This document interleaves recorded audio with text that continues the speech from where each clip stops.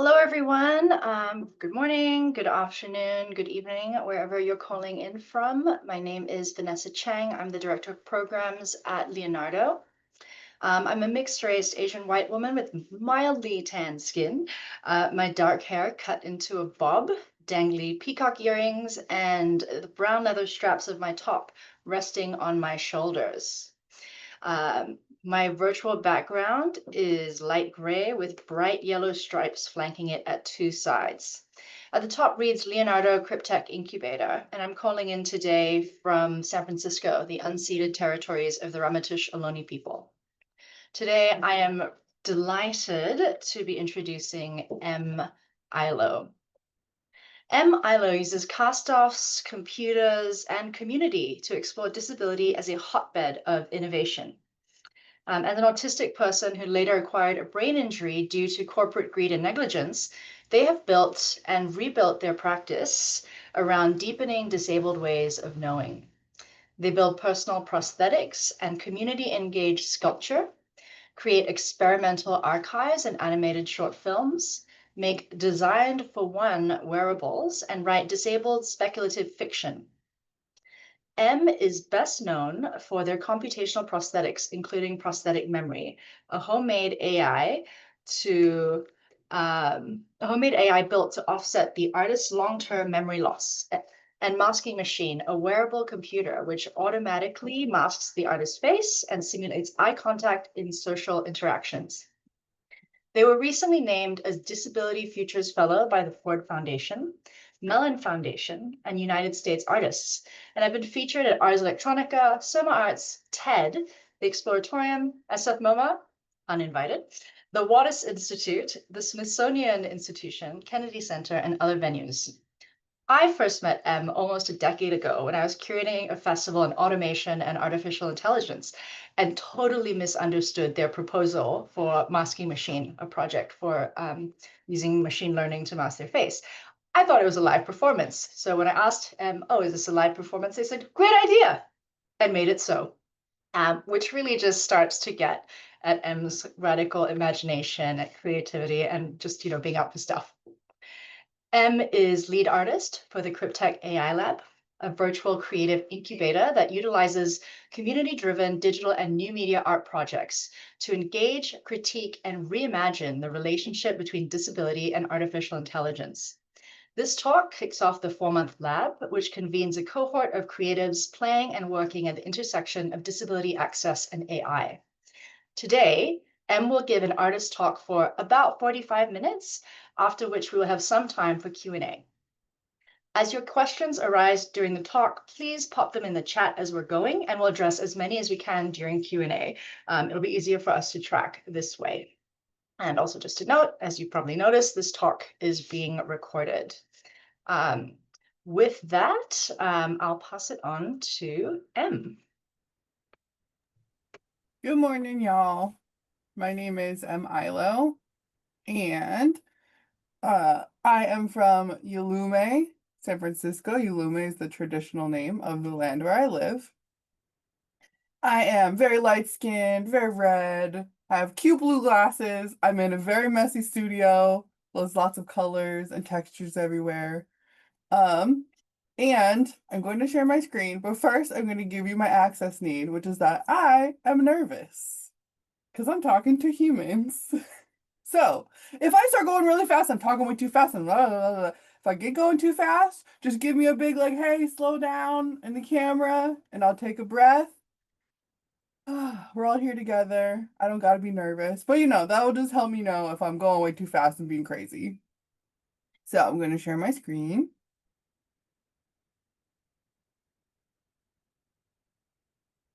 All right. Make sure I can see you and y'all can see my screen. Excellent. Okay, gonna give yourself a little wiggle. Okay. This is me. This is a cute photo I took of myself because I made this outfit. So yeah, this is my tagline. Exploring disability as a hotbed of innovation. And that comes down to focusing on needs. What are they? Who has them? Which ones are met? Which ones are not met? why are some needs important and other needs disregarded? Just needs all the time. Your needs are interesting and matter to the people around you. And so I use needs as like the way that I explore different kinds of projects. So through this like focus on disability as a sort of site of innovation, I have developed a design framework. And it's called Access Play. And this is the framework that we're going to work through during the fellowship incubator. I keep saying fellowship. I'm supposed to say incubator. Incubator. And so I'm going to talk a bit about how the design framework works, and then I'll show you how it works for like several different projects of mine. Oh my gosh, I'm so excited to be here with all of y'all. So, a design framework is a kind of like tool or technique that has cropped up a lot in the air quotes here, like creative fields. And I'm going to start by talking a little bit about the history of how design frameworks came to be a thing at all. And I already skipped the slide I needed. Great. We're doing excellent. So in the 20th century, art education shifted from highly technical and often in the sight of working with a master. So, specifically learning to paint like a specific person, learning specific painting techniques, clay building techniques, specific techniques that help you achieve specific technical outcomes in art. All very useful skills. Many of them in the 20th century got shifted into the idea of craft, and art education was sort of taken over with this new concept of creative problem solving. You may notice a slight tinge of judgment in my voice as I say this, because I think there were some negative consequences to this evolution in arts education in America. So this quote, arts education shifted away from technical skills toward creative problem solving. This is from Intelligent Action by Tim Gridlin. And a lot of different methods for creative problem solving came out of that shift in education. So now we have things like design thinking, which is a way that people go about designing often software, but also hardware and other kinds of systems. Creative problem solving, which is an umbrella term for many different techniques for using design thinking or using other creative problem solving methods. So it's like the umbrella term. Strategy frameworks. Often this one comes up when people are talking about IDEO. IDEO. IDEO is a company that does a lot of design coaching, and they have a specific strategy framework. So that's another example of like a creative problem solving technique. And then there's even the social change ecosystem map. And if you haven't seen this, it's an excellent example of showing different ways that different people interact to create social change. So you might have someone who does graphic design and someone who holds the megaphone at protests, and these people work together to build ecosystem change. So these are all different sort of design frameworks that have come out of this educational change.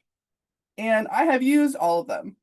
I have worked as a professional interface designer and used many of them. I've worked in movements, I've worked in art, I've worked in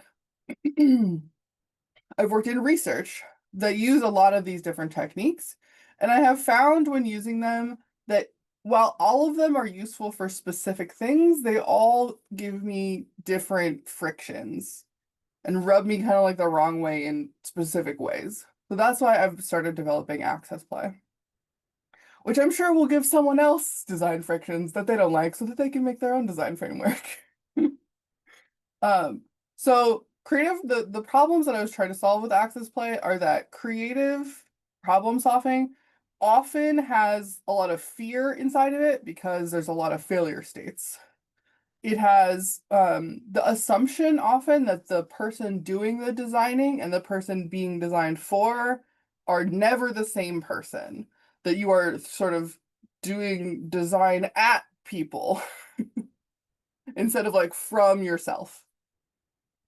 Um, Often they need to be used in a group setting, which can be a positive, but for me has been a negative where like as an individual artist, it can be like frustrating for like everything you make all the time to need to be in a like collaborative setting. It makes it hard to develop work for me. And then also frame things as competitions. So both in creative problem solving, design thinking, and in strategy frameworks, you're trying to win something. You're competing against like a specific company or mindset or like there's a win state and a lose state and there's fear and competition and they just don't work for me. So access play. I'm gonna take a breath here because I feel like I'm speeding up. Oh. Access play always starts from you, the designer, the artist. And I do sort of use the word artist and designer interchangeably. I know they don't mean the exact same thing in the real world, but in my brain, the same. Um, so what do I need? What needs do I have that are both met and unmet? How are the needs that are met being met? Often they're met by other people. I cook food at home, but someone brings it to the farmer's market, someone grows it. So like there's a lot of like work that people are doing to keep me fed. And then what unmet needs do I have? How can I play with those needs? So identifying needs of your own that you want to experiment with is the first step in access play. And this is in relationship to design for one, which is a common design framework. But design for one often is design for one other person. It has that othering relationship. So always start with identifying your needs. This means being intentionally exclusive. And we are going to talk more about intentional exclusion a little bit later in the incubator, but I just want to like sort of clarify what I mean. We have all been excluded in our lives. When that exclusion feels bad is because people are excluding us for a reason other than like, sorry, let me start the sentence over. I am intentionally excluded from settings that are Chinese only, Chinese language only. I do not feel bad about this. This is not an intentional exclusion that feels like something that is against me as a person or is excluding me for some like illegitimate reason. Um, I think that's fine. I think it's fine for me to not be in spaces where I don't speak the language. That's okay. But when intentional exclusion is like your government making laws about whether or not you're allowed to exist as a trans person, now we're talking about a very different kind of intentional exclusion. So we are going to be doing intentional exclusion in our projects, but we're going to be doing it with the sort of forethought and like why and who. So I'll talk about the why and who in the projects coming up, but we are going to talk about intentional exclusion. So then the next step is we. So who is the very small we that has the same unmet need that you have? And this is a place where in order to find this we, you have to get really comfortable with practicing, talking about, and hearing about needs without trying to like fix them immediately. Because what we're trying to do, we're not trying to fix needs here. We're trying to identify unmet needs and then sort of like clump them together into little groups. So I have the unmet need in one of the projects I'll show, like I had an unmet need of like I couldn't go to the museum because I was too ill. Well, that's an unmet need. Are there other people who also have the unmet need of they're not being able to access art because they're also too ill? And can I like intentionally exclude people who don't fit inside of this tiny little category and then just build a project for this like small cup group? I'm doing a lot of like cupping my hands, I'm realizing, and squeezing people into little pods. So then the third step is they. And this is what happens less intentionally on your part and more just like when your projects get exposed to air, oxidation happens. And that means that like new ways of participating in the project happen without you really intending them to. So for this example, like I needed to experience art while I was ill. I made these sculptures. These sculptures got to live with me in bed. Then I got made ways for them to go live in other people's beds, and we had a little we. And then I found out later down the line, like, oh, people who don't have the income to want to spend to go to museums, people who don't feel comfortable at museums, people who are elders and have trouble traveling, people who have little kids who struggle to not touch the art in art galleries, like, oh, all of these other people are also being sort of accidentally included in my project. And so then I got to grow the project to also meet their needs. So these are my sort of me, we, they. These are the sort of 3 stages of a project. So I'll show you 4 projects and how they're all interrelated in these steps. So this is masking machine, as earlier mentioned. Masking machine is a very me and then didn't really extend into we or they, which is totally fine. Your projects can be just designed for one, and that one is me. So masking machine is an AI-enabled social prosthetic and performance. So in the picture, you see me wearing a hardware vest that's designed for Steadicam work. So it's designed to carry a heavy camera. And instead of a camera, I'm holding a computer, a webcam, a screen, and a battery that runs all of that. And I'm carrying that all on my chest and my shoulders. So in front of me, there's the screen that you can see. On the back of the screen, there's a webcam pointed at my face. And on the screen, I'm using facial recognition software to apply different kinds of like makeup and masks over my face. And then I can reach around the screen and shake someone's hand. So all of this came about because I needed ways to interact with people in person. And I have made other projects for the specific need too. But I needed ways to interact with people in person in galleries that was like that I could maintain, like that I could do multiple times.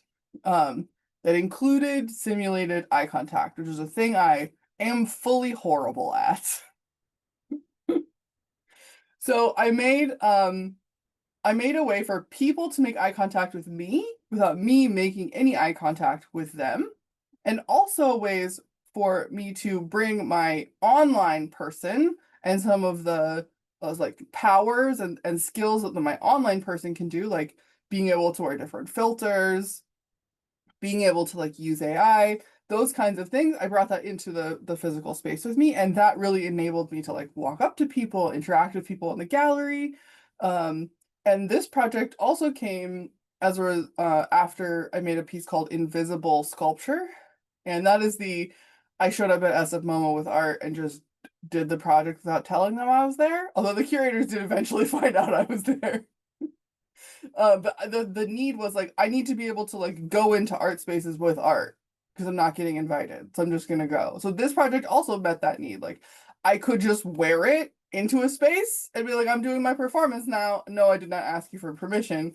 This photograph was taken at the Bay Area Now at YBCA. And no, I was not invited to that show. I just showed up because I needed access to art spaces that I didn't get invited to. Okay, so that is a very me project. This project didn't really like grow out into a we and a they, but I'll show you other projects that have. This is Prosthetic Memory. Prosthetic Memory is an AI-enabled memory prosthetic. So as mentioned earlier, I have functionally no long-term memory. If you remember something about me, you should tell it to me because I will be delighted because I will not remember that thing. So prosthetic memory uses a webcam to look at my paper journals and associate those pages with videos and audio of my life. You can turn the pages to get different things to pop up, and projected on the table next to the book is where you see the audio, or sorry, where you see the video.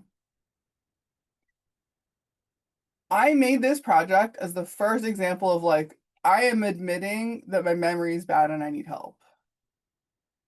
I needed to remember things. which is still a thing I can't do. But this is my way of playing with it. But the we became, for the first time, other people could experience someone's memories the same way that person can. Like, I can't experience your memories the way that you experience them, but you can experience my memories the way that I experience them.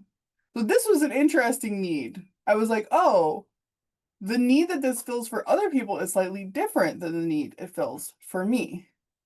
It gives other people like internal access to another person's like personal ability to remember their life. And that became the need for other people. So the needs like shift a little bit with the projects. Very similar with AI acne. Now, this is an image of a watercolor painting on graph paper. It's a sort of blurry portrait of a person. You easily recognize a person here. Now, that's not true of all people. I have had people be like, that's not a face. Those people often have prosopagnosia, who are face blind, but a vast majority of people will see a face in this painting. So these portraits were then fed to an algorithm that also was supposed to be able to see faces as well as humans can. And it turns out they can't see faces as well as humans can. Each one of the small green dots on the screen is the algorithm telling me that there is a face at that location. The highest percent confidence I could get from the machine was 12% confidence. Why does this meet a need? AI is very confusing and very black box, and it is very difficult to get visualizations out of it.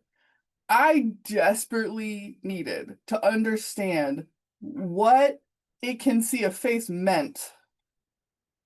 I really needed to understand, like, how does this algorithm work? So the need I had was for visualization. I need to understand a thing. So your need can be remembering, your need can be physical, your need can be like to understand something. There's lots of different kinds of needs that access play really works for. So I needed to understand what face means to facial recognition. And then I also realized, like, while I was making this project and showing it to people that, oh, I'm not the only one who doesn't understand what facial recognition is or how it works.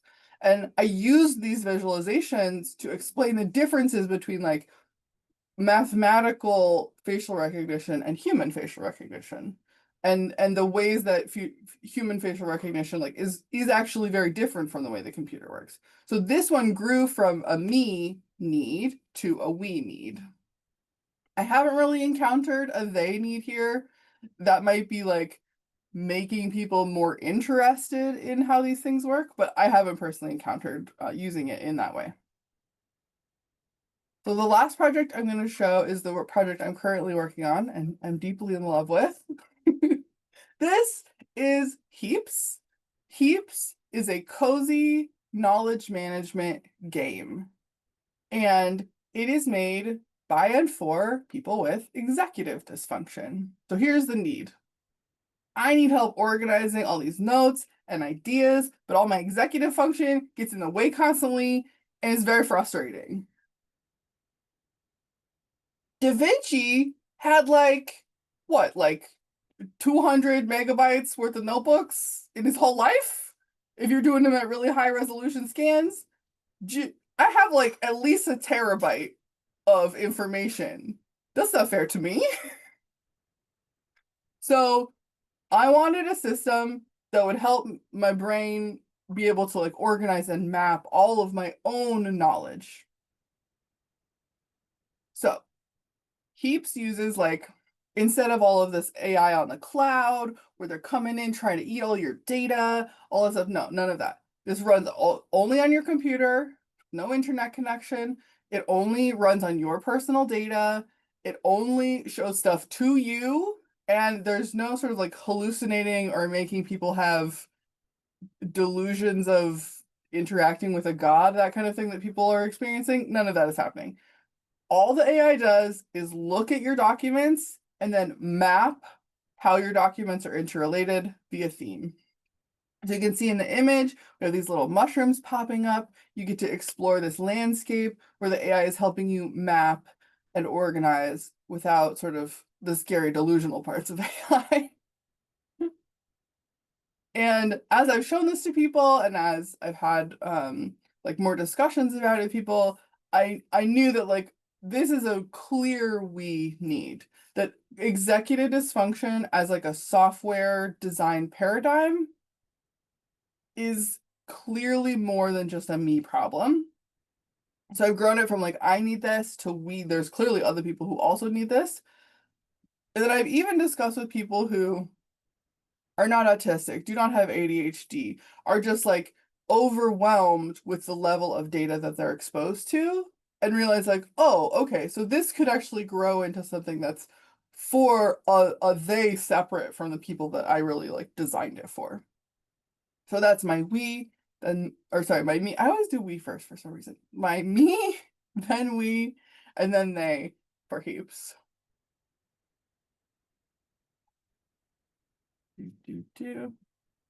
So yes, Access Play is a design framework that I'm developing, still in progress. So if you have ideas about it, I would love to hear about them. If you have questions about it, you can put them in the chat and we will go over them.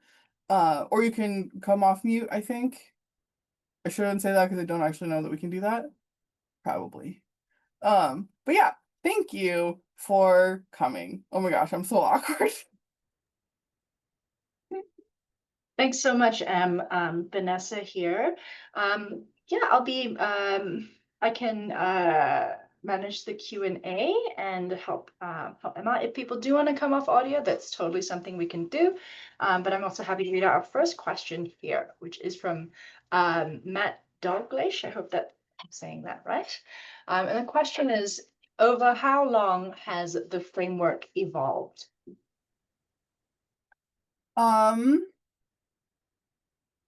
I started working on it at SAP, so that would have been 2011. I started working on it in 2011, like more formally. Um, I had sort of like some vague inklings of there needing to be something like this earlier than that, but yeah, I started realizing how the process worked then and have been like experimenting with it since then.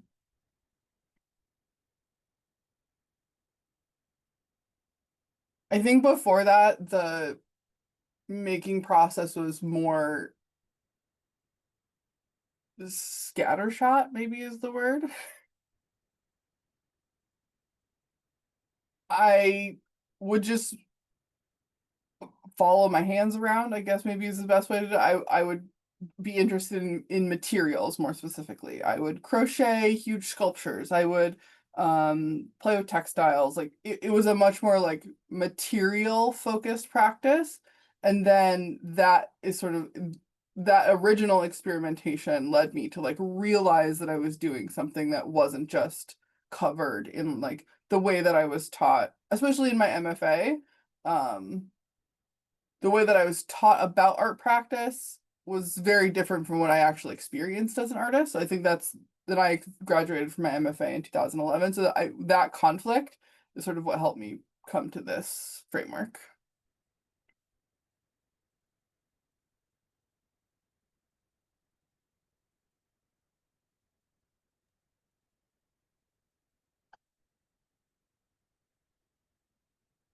Other questions for Em?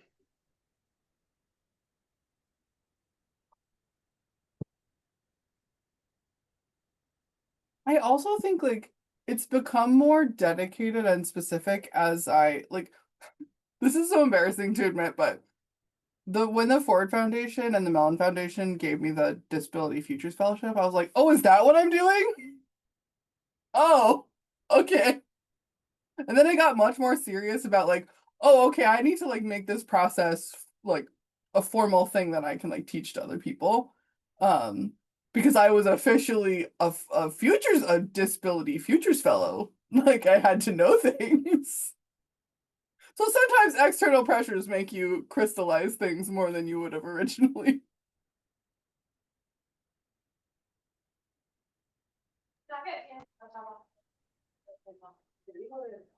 Hey, question from Lucia. Can you describe how the heaps works? Yeah. So Finder is like file finder, or maybe Explorer, I think is the real word for it. So you have a file, and you have all of your documents from, you know, that you were researching for, let's say, a trip, and you've just been like dumping information into there, and it's just like a big jumble of files, totally disorganized. And now you're like, oh no, how do I explore this experientially, or how do I like go from just accumulating information to actually using it. Another example would be like, if you like my files, I have all of these years and years of files, and they're all these different kinds of files, but I did a really poor job of like naming them. Now I can't find anything. Like, it's just a morass of information in my computer. So instead of me just like trying to search or like opening every file, we use a language model called Olama. And Olama is told, like, hey, you're allowed to look at this section of files. So you're allowed to look at this folder called travel plans or travel ideas. So then it goes in and it reads is not the right word. Ingests, yeah, it ingests all of the files, all the, you can have different file types, PDFs and Word documents and images, takes all of those files in, and then it generates a set of, let's call them themes. So an example that I have used before is like, one theme might be, you clearly are interested in travel ideas. Like, thanks, Olama. I named the file that. That's not that helpful. But then it realizes like travel ideas as an umbrella is connected to these other subtopics like Lake Tahoe and Crater Lake and Mount Lassen. And so there it sort of organizes the files not by when or what type, but what the information is actually in the file. So then once it has this like map, it generates for you, and I'm using mushrooms as the example. I should probably just like share my screen again so that this isn't confusing.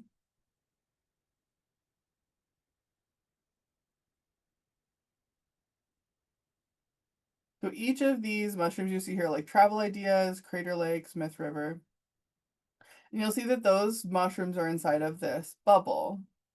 So now, instead of the algorithm just like generating huge walls of text at you like a chatbot would, it gives you these like sort of loosely organized concepts that you can move around. So like, let's say you can see up here, there's this mushroom that says Lake Tahoe on it. And you're like, man, I don't want that to be in this set of ideas. So then, because you have this little map, you can manipulate it. You can say like, oh, actually, I want these two ideas to go together, and I want these three ideas to go together. And then when you do that, when you take the action of like deciding which ideas are together, the software makes a neighborhood. I don't have an image of a neighborhood here, but the neighborhood is like one level deeper. And here you can see like quotes from different documents, how they're interrelated. You can view the documents in a little drawer. You can like leave notes. You can interact with your information via an explorable system like you would in a video game map. And even one step closer than that, you can enter a single idea. Like maybe you only want to see things that are related just to Lake Tahoe.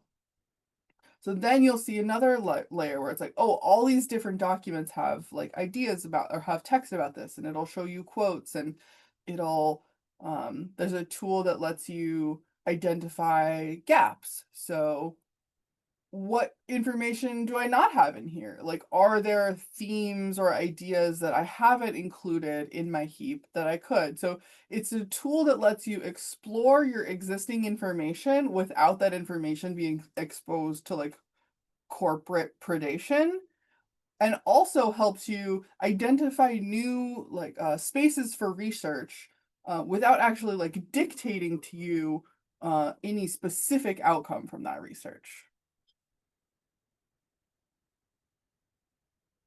And once I have a demo, I promise to let you play with it, but I don't have a demo at the moment. With great, thank you. A follow-up question from Lucia about, maybe this is a technical question. Olama allows you to include images. How do they get integrated? Yeah, so it's similar to the way that YOLO, you only look once, is an algorithm that identifies specific objects in an image. Olama can identify, like, you have a lot of pictures of dogs in here. You seem to like dogs. Then it will have a theme related to dogs. Depending on its level of recognition, it might be able to tell if you're into, maybe what you're into is dog breeds versus maybe what you're into is like dog training. So yeah, images become a way to also identify themes. Great, here, another question from Zophie. Thank you so much for sharing all of this. Could you say more about the role of play in access play? Yeah. So I named it that because my process is very ooh, that looks cool. I want to do that. um as was mentioned earlier, like the barest mention of like, oh, interesting, that could, oh, I thought that was supposed to be a performance, just led me off on like a huge rabbit hole of like, oh, what if we did this and then we did this? Oh my gosh, that would be so fun. So the play and access play comes a lot from like my own like curiosity and personality and just desire to um making things joyful. Like, meeting your needs does not have to be like this drudgery. Like, okay, I had to design an entire like game just to get myself to brush my teeth every day because I find brushing my teeth horrific. Which you're not supposed to admit as an adult, but I'm gonna do it on this recording. I had to make this whole like game and I called it Care-tober. Like, I had to make this whole thing to meet this need, and it was the play part of the game that made meeting the need doable for me. And this might be a neurodivergent thing. But like, if not fun, why do it? If not having a good time, why? So the play part is where you can like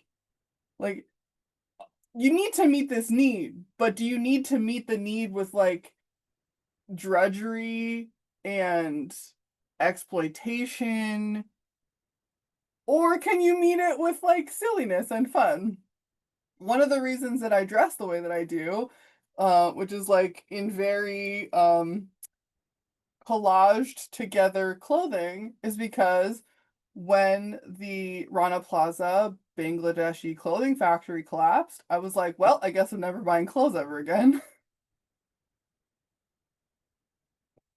And I suddenly had this need that was no longer being met by the exploitation of other people, which was that I need to wear clothes, otherwise society gonna be mad. So how do I meet that need with play instead of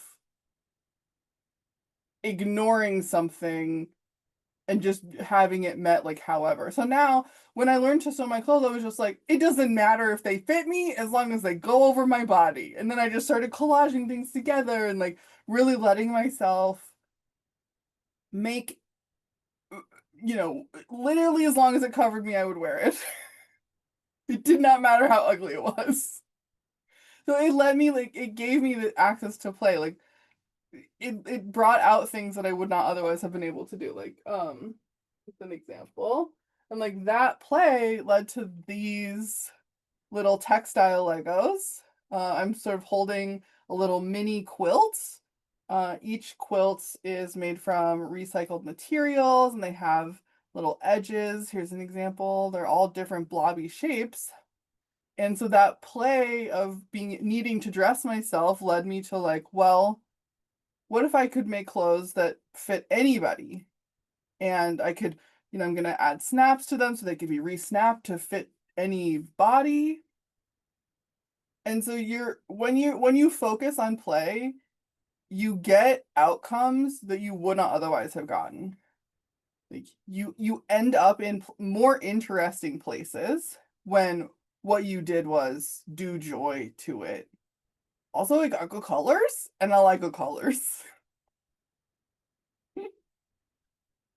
I have no idea how you ASL sign voice change to cute voice, but I got it. You can tell when I'm excited when I leave out lots of words and start talking like this.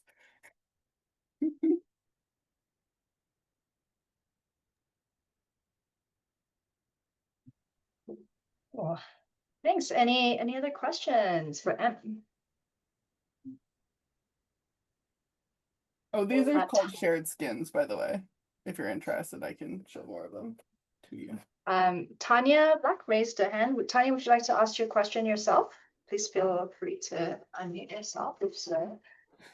Thank you. That was fantastic.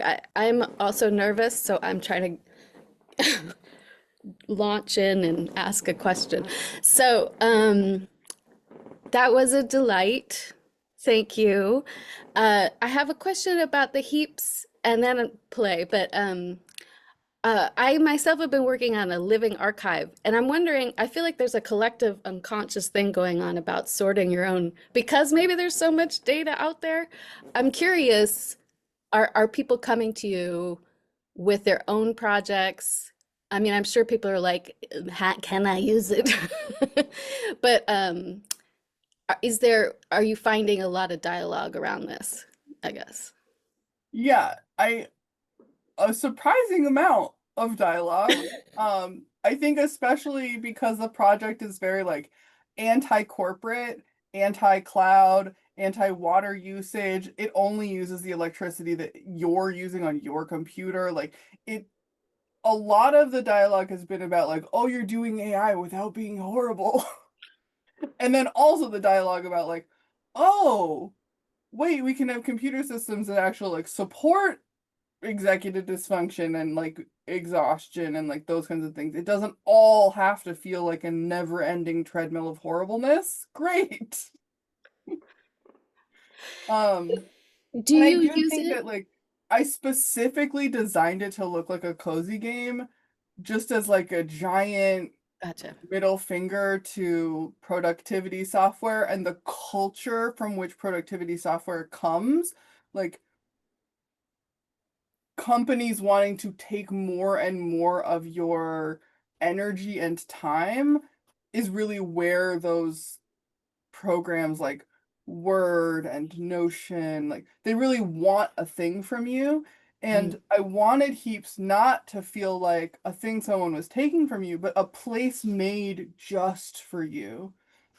No one else's heap will look anything like yours Mm. because it's only made out of your data. It is a game, it is a landscape made just for you, and it's unusual in tech at the moment to do things like that for some reason.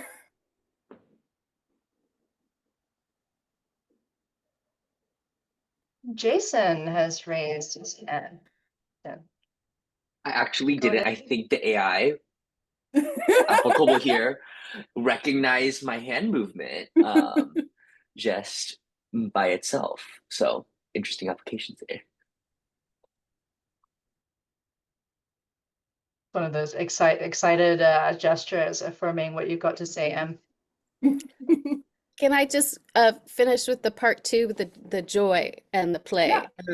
Thank you for setting the stage for all of us to play and have joy. Thank you.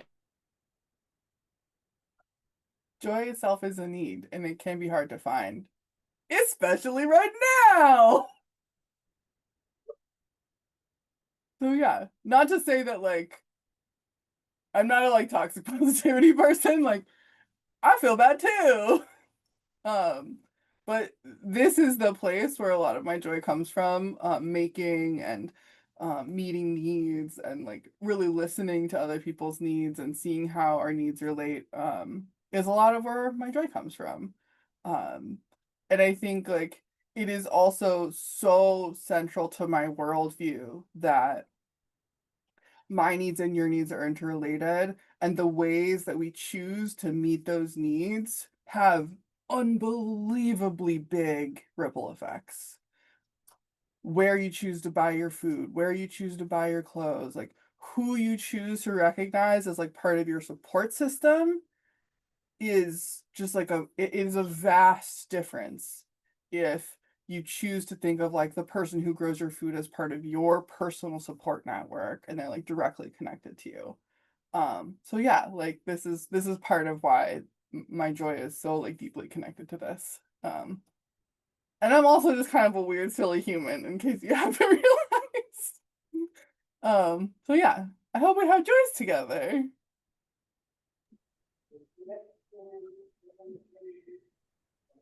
Great. Anything else? Anyone else want to kind of pop up with a question before we wrap up and at least for the cohort, take a break before pivoting to our other meeting?